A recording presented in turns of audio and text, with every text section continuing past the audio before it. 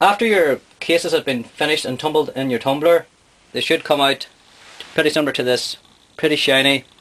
All the debris removed from the shoulder, from the mouth of the case, from around the head of the case, and you may find that there might be little small bits of media stuck in the primer pocket hole, and then inside the case, so you could tap the case out onto a clean surface very easily, so you don't want to damage your neck. So just tap it out square, and also you can use your case overall length gauge with the mandrel on the end of it to pop through the primer pocket hole. So if I put this through here, it'll pop out.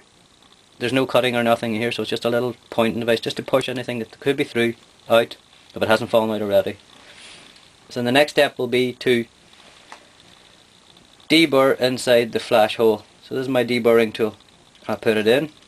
It'll pop out through the primer pocket hole, and one or two turns will chamfer off any rough edges that might have been used when the case was punched in the factory.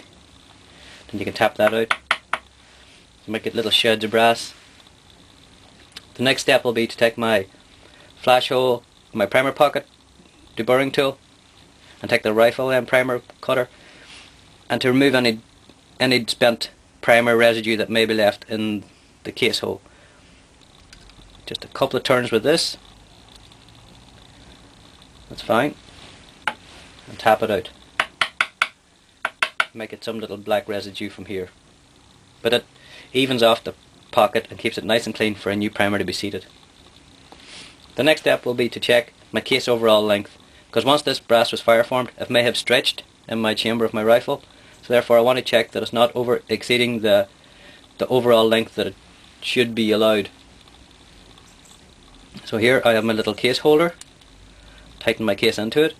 This I can also attach to a drill or a power drill and do it this way, but it's relatively easy just to hold it in my hand.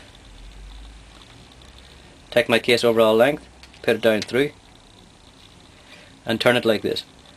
And here you can see in this instance it's not cutting anything off, so therefore this case hasn't stretched beyond its recommended overall length. But as we're showing an example, I would take my deburring tool and chamfer the outside of the neck by inserting the case inside this.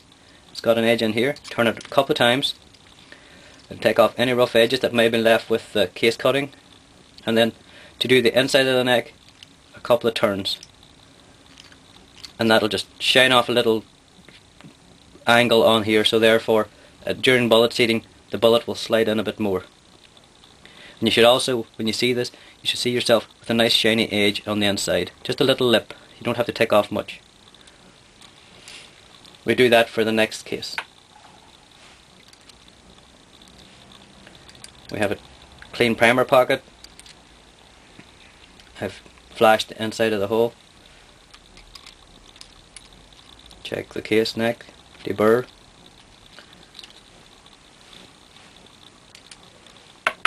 Everything's fine.